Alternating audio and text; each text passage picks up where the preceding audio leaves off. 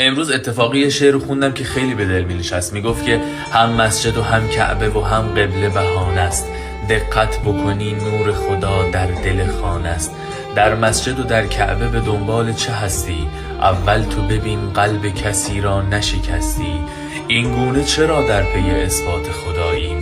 همسایه ما گشنه و ما سیر بخوابیم. توی این شرایطی که داره میگذره یه مقدار بیشتر هوای همدیگه رو داشته باشیم. به خدا بعضی آدم ها در زندگی ما دیگه تکرار نمیشن. بعضی وقتها تا شرایطش رو داریم، تا اون شخص رو داریم میتونی کنارش بخندی.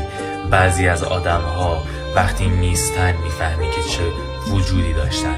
وقتی نیستن میفهمی که چه ارزشی داشتن. ارزش آدم ها رو نگه داریم، بهشون امنیت رو هدیه بکنیم و حواسمون باشه سطح انتظاراتمون از بغل دستیمون چیه.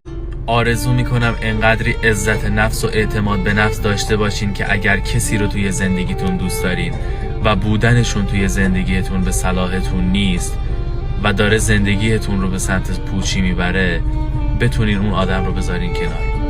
هیچ چیزی مهمتر از خودتون نیست.